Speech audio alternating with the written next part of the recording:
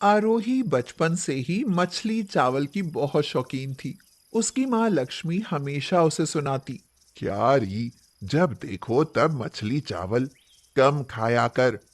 जरूरी नहीं कि ससुराल मांसाहारी हो, कहीं शाकाहारी लोगों से पाला पड़ गया तो तुम्हारे हाथ से पानी भी ना पिएंगे। फिर तो और भी मजा आएगा ना माँ। जब वो लोग मेरे हाथ से पानी नहीं पिएंगे तो मेरे हाथ से बना खाना कैसे खाएंगे? फिर तो मेरी जिंदगी बड़े आराम से कटेगी। खाना तो बनाना ही नहीं पड़ेगा। काम चोर कहीं की। चल उठ और ये बर्तन साफ कर, मुझे जरा बाजार जाना है। आरोही को मौका मिला कि माँ तो बाहर गई, अब वह और फिश करी खा सकती है। उसने जल्दी से कटोरी में फिश करी डाली और झटपट खा गई और बोली, आहा, मजा आ गया। भगवान जी मुझे ऐसी ससुराल देना जहां मैं पेट भर फिश करी खा सकूं। कुछ दिनों बाद आरोही के लिए वैभव का रिश्ता आया। बहुत अच्छा परिवार था। आरोही के माता पिता इस रिश्ते को हाथ से नहीं जाने देना चाहते थे। वैभव अपने परिवार के साथ आरोही को देखने आया और वो लोग रिश्ता पक्का कर गए। कुछ दिनों बाद उन दोनों की शादी हो गई। लक्ष्मी ने उसे अच्छे से समझा बुझाकर विदा किया और कहा, सुन बेटा, जब तक तुझे ये पता नहीं चल जाता कि वो लोग मांस मछली खाते हैं या नहीं, तब तक अपनी मछली खाने का जिक्र मत करना। माँ, फिर उन्हें बताकर शादी करनी चाहिए थी ना। अगर वो लोग मछली नहीं खाएंगे तो क्या मैं भी नहीं खाऊंगी?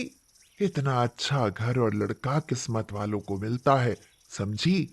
मछली ना खाएगी तो मर नहीं जाएगी। आरोही जब वैभव के घर में आई तो ये बात अच्छे से गांठ बांध ली कि अपनी मछली खाने वाली बात किसी को भी नहीं बतानी। अगले दिन निर्मला ने पूछा, बहू, तुम्हें खाने में क्या पसंद है? जो तुम्हें पसंद हो वो बता दो, मैं बना दूंगी। मुझे फिश करी। क्या? Fish curry? अरे नहीं मम्मी जी, मुझे फिश करी बिल्कुल पसंद नहीं है। उसके अलावा आप कुछ भी बना लीजिए। अरे वाह, मेरी बहू तो बिल्कुल मेरी तरह शाकाहारी है। चलो ठीक है, मैं कुछ बना देती हूँ। आरोही ने अपने सिर से मारते हुए कहा, आय हाय, ये मैं क्या कहने जा रही थी। अच्छा हुआ नहीं बताया। मम्मी जी सच में वेजिटेरियन है। अगर उन्हें पता चल जाता तो मेरा चूल्हा चौका पहले दिन ही अलग कर देती। हे भगवान, मेरी जीभ पर काबू रखना। 10 दिन गुजर गए। अब तो आरोही को फिश करी की बड़ी जोर से तलब लगी थी, लेकिन खाए कैसे? वैभव, क्या तुम नॉनवेज नहीं खाते?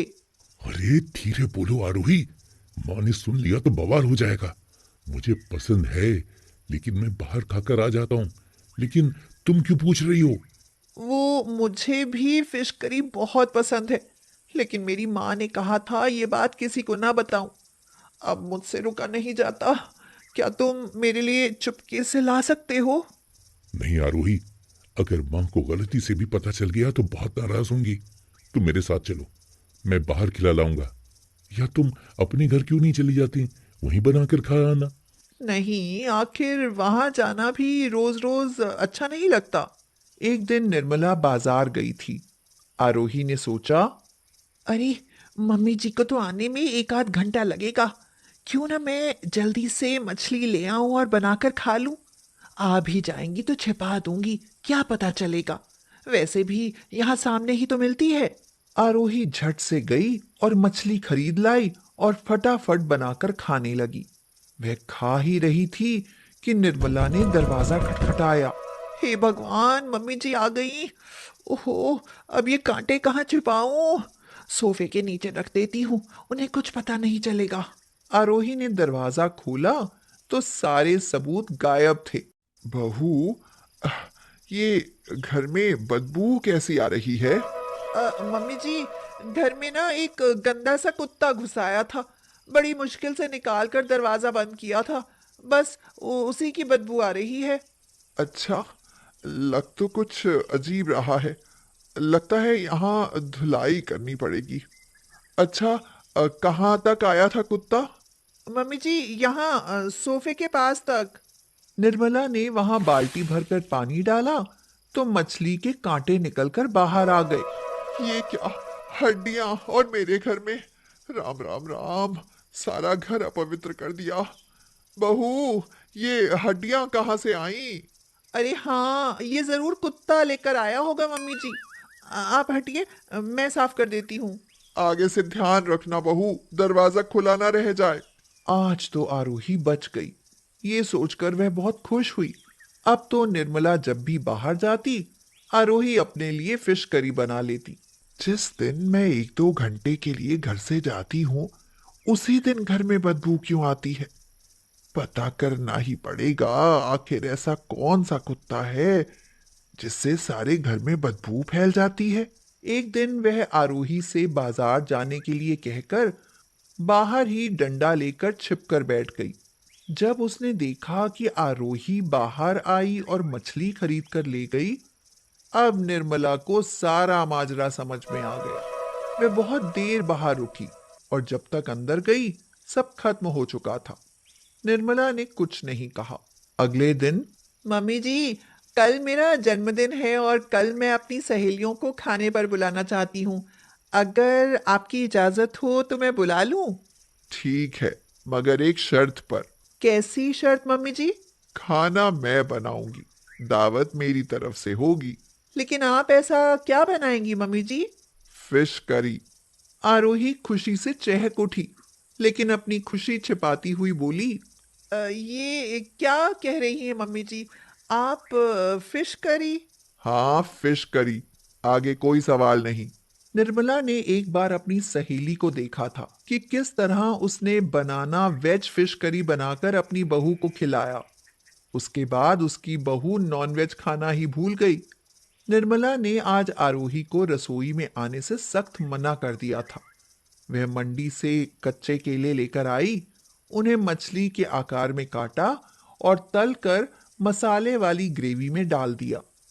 बनाना वेज फिश करी बिल्कुल तैयार थी। निर्मला ने चखकर देखा तो वह खुश हुई, क्योंकि उसने कभी मछली तो नहीं खाई थी, लेकिन ये वेज फिश उस फिश से काफी स्वादिष्ट बनी होगी। बहू, मैंने फिश करी और चावल बना दिए हैं, तुम अपने मेहमानों को सर्व करो और आज मैं भी सबके साथ बैठकर फिश करी खाऊंगी। वैभव ने तो ऐसा सपने में भी नहीं सोचा था कि उसकी माँ फिश करी घर में अपने हाथों से बनाएंगी और खाएंगी भी। आरोही ने सबको खाना परोसा। आंटी जी, अमेजिंग! इतनी बेहतरीन फिश करी तो मैंने आज तक नहीं खाई। आरोही ने भी खाकर देखा तो वह तपाक से बोली, मम्मी जी, ये कौन सी किस्म की मछली है? इसमें तो एक भी कांटा नहीं। जो मैं खाती हूँ ना, उसमें तो बहुत कांटे निकलते हैं। आरोही ने तुरंत दांत तले उंगली दबाई और सोचा, अरे, हाय, मैं क्या बोल गई? अरे सॉरी मम्मी जी, मतलब मैं सुनती हूँ कि मछली में कांटे निकलते हैं। बहू, मुझे पागल मत समझो। मैं ये नहीं कहूंगी कि ये उस कुत्ते की करी है जो घर में घुसकर बदबू फैला देता है। ये फिश नहीं, बल्कि बनाना वेज करी है। मैं जानती हूं कि तुम मछली खाती हो, लेकिन तुमने मुझसे छिपाया। मैंने तुम्हें मछली खरीदते देख लिया था। दुख तो जब हुआ जब तुमने कहा कि घर में कुत्ता घुस आया है। अगर तू मुझसे सच बोलती तो मैं क्या तुम्हें मना करती? मम्मी जी, मुझे माफ कर दो। मुझे फिश करी बहुत पसंद है, लेकिन डर के मारे मैं सच नहीं बोल पाई, क्योंकि आप वेजिटेरियन हो। लेकिन आपकी वेज बनाना फिश करी ने मुझसे सच उगलवा लिया, और इसके सामने तो मैं नॉनवेज फिश करी का स्वाद भी भूल गई। अब मैं केवल वेज बनाना फिश करी ही खाऊंगी। हाँ। तो अब घर में कभी गंदा कुत्ता तो नहीं आएगा? ये सुनकर आरोही हंस पड़ी। अरे, बहू की कार आ गई, जल्दी करो। कहाँ चले गए सब? बहू को गाड़ी से उतारो। लड़कियों, कहाँ मर गई? आरती का थाल ले आओ जल्दी। अरे, धान का कलश कहाँ रख दिया? मेरे बिना किसी से एक काम भी ठीक से नहीं होता इस घर में। हाँ। अनुश्री हड़बड़ाहट में बोलती जा रही थी, लेकिन अपनी नई नवेली बहू नव्या के गाड़ी से उतरते ही वह चुप हो गई और उसकी आरती उतारने लगी।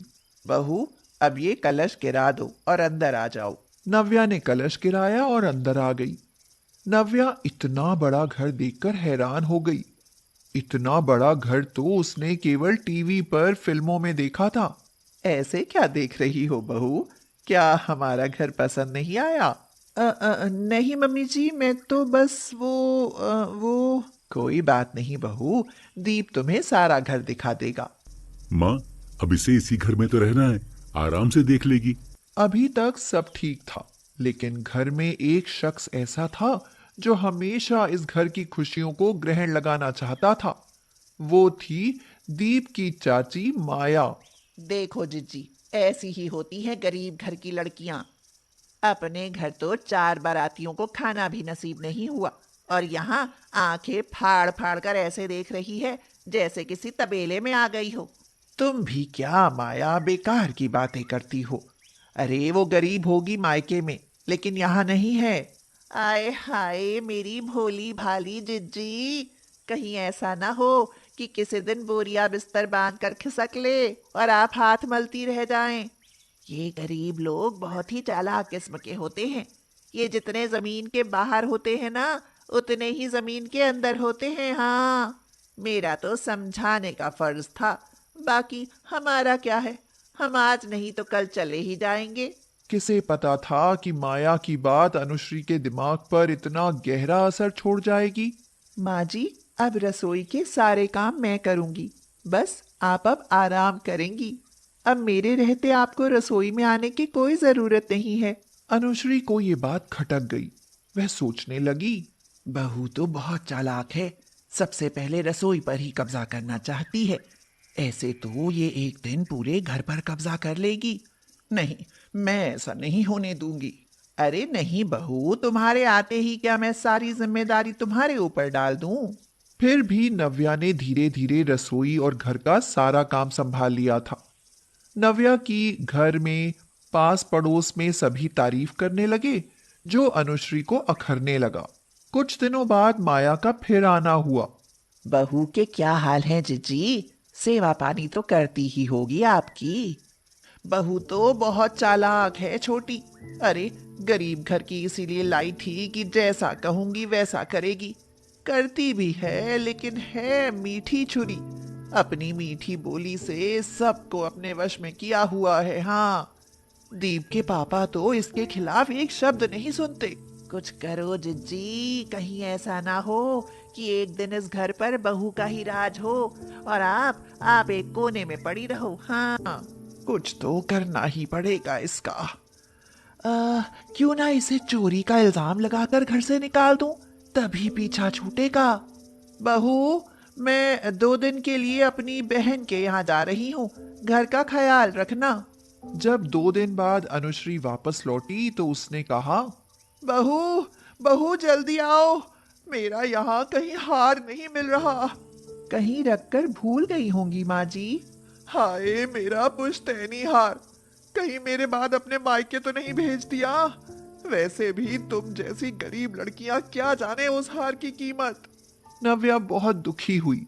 उसने अनुश्री को बहुत भरोसा दिलाया कि उसने हार नहीं देखा। कुछ दिन बाद अनुश्री ने कहा, अरे बहू, ये क्या तुम साड़ी में लिपटी रहती हो? कुछ मॉडर्न कपड़े पहना करो। और ये इतनी लंबी चोटी, सब मुझे ही कहते हैं कि क्या अनुश्री बिल्कुल गवार बहू ले आई। तो मैं क्या करूं मम्मी जी? जैसा आप कहोगी मैं वैसा ही करूंगी। ये बालों की कटिंग करा लो, कुछ स्टाइलिश कपड़े पहनो। अच्छा दिखाती हूँ, मैं बहुत पहले लेकर आई थी कि ये मेरी बहू को दूंगी, लेकिन तुम खैर छोड़ो, ये पहनो। ये तो बहुत छोटे हैं माँ जी, पर आप कहती हैं तो पहनने तो पड़ेंगे ही। नव्या बेचारी ने सास का आदेश मानते हुए बाल छोटे करा लिए और वो कपड़े भी पहन लिए। अनुश्री मन ही मन सोचने लगी, ये तो सचमुच ही बेवकूफ है। मुझे क्या पता था जैसा मैं कहूंगी ये वैसा ही करेगी। वह उसके पास जाकर बोली, शुरू शुरू में थोड़ा अजीब लग रहा होगा, पर अच्छी लग रही हो। दीपू घर आया तो नव्या को देखकर चौंक गया। वह बोला, वाह, सो ब्यूटीफुल यार, तुम तो बिल्कुल ही बदल गई। ऐसे ही रहा करो। पापा देखो ना, नव्या ने खुद को कितना बदल लिया है। अरे वाह, अच्छी बात है। समय के साथ बदलाव जरूरी है बेटा। ये सब सुनकर अनुश्री का दिमाग खराब होने लगा। वह सोचने लगी, अरे, मैंने तो सोचा था कि दीप और इसके पापा आज इसे खूब सुनाएंगे, मगर ये तो उल्टा इसकी तारीफ किए जा रहे हैं। लगता है कुछ और करना होगा। नव्या, जल्दी से खाना लगा दो, बहुत भूख लगी है। अनुश्री ने जल्दी से जाकर सब्जी में बहुत सारा नमक और मिर्च डाल दिए। ओफो, आज ये कितना बकवास खाना बना है नव्या। हे भगवान, बहू ये खाना तो जानवर भी नहीं खा सकते। आज तुमसे इतनी बड़ी गलती कैसे हो गई? पापा जी, मैंने तो बहुत मन से खाना बनाया था, पर आज पता नहीं कैसे। बहू, तुमने मॉडर्न कपड़े क्या पहन लिए, खाना बनाना भूल गई? हमें मारने का इरादा तो नहीं? नव्या बहुत परेशान थी कि आज उससे इतनी बड़ी भूल कैसे हो गई। उसने फटाफट दूसरा खाना बना दिया। बहुत चालाक बनती है ना। मैं भी देखती हूँ इस घर में मेरी जगह कैसे लेती है। हाथ पैर तोड़कर एक कोने में ना बिठा दिया तो मेरा नाम अनुश्री नहीं। हाँ। नव्या छत पर कपड़े सुखाने गई थी, तभी अनुश्री ने वहां साबुन का पानी गिरा दिया। इससे पहले कि नव्या नीचे उतरती, सुधीर वहां से गुजरा और धड़ाम से गिरा। अनुश्री गिरने की आवाज सुनकर बहुत खुश हुई, लेकिन जब सुधीर को वहां गिरे हुए देखा तो उसकी तो जान निकल गई। वह चिल्लाई, अरे, आप कैसे गिर गए? यहाँ आए ही क्यों थे? कहीं लगी तो नहीं? अरे उठाओ मुझे, मेरा पैर गया। लगता है यहाँ साबुन का पानी गिरा है, लेकिन यहाँ साबुन का पानी आया कैसे? अनुश्री अपने किए के लिए पछताने लगी। उसने नव्या को आवाज दी, बहू, जल्दी नीचे आओ, तुम्हारे पापा को चोट लग गई, इन्हें हॉस्पिटल ले जाना है। नव्या नीचे आई और सुधीर की हालत देखकर परेशान हो गई। वो दोनों सुधीर को उठाकर ऑटो से हॉस्पिटल ले गई। पता चला कि सुधीर के पैर की हड्डी टूट गई है। ये क्या हो गया आपके साथ? ये सब मेरी गलती से ही हुआ है, लेकिन सजा आपको क्यों मिली? सजा तो मुझे मिलनी चाहिए थी। अरे ये क्या कह रही हो अनुश्री? तुम्हारी कैसी गलती, कैसी सजा? अरे चोट लगनी थी सो लग गई। अपने आप को मत कोसो माँ जी, पापा जी ठीक हो जाएंगे। हम सब हैं ना उनकी देखभाल के लिए। अनुश्री रोने लगी और बोली, बहू, तुम्हारा मन कितना अच्छा है। तुम्हें रास्ते से हटाने के लिए मैंने ही वहां साबुन का पानी गिराया था, लेकिन गिर गए तुम्हारे पापा। काश इनकी जगह मैं ही गिर गई होती। क्यों माँ जी, आप मेरे साथ ऐसा क्यों करना चाहती थी? मुझे लगा था कि तुम अपनी मीठी बोली से सबके दिलों पर कब्जा किए जा रही हो। मुझे तो कोई पूछता ही नहीं, इसीलिए जो भी तुम्हारे साथ गलत हुआ था वो मैंने ही किया था। मुझे माफ कर दो नव्या, माफ कर दो। मुझे शर्म आती है तुम पर अनुश्री। हमारी बहू कितनी संस्कारी और भोली है, और तुम्हें लगा वो तुम्हारी जगह छीन लेगी। कितनी खुदगर्ज हो तुम, जो तुमने अपनी भोली भाली बहू के साथ ये सब किया। जान बची सो लाखों पाए, लौट के बुद्धू घर को आए। जो हुआ उसे भूल जाइए माँ जी, बस पापा जी ठीक होकर घर पहुंच जाए, फिर हम सब कुछ भूल कर अच्छे से रहेंगे। नव्या, तुम सचमुच ही बहुत भोली हो। तुम्हारे मन में जरा भी मैल नहीं है। तुम बहुत अच्छी हो बहू। अब मैं किसी की बातों में नहीं आऊंगी।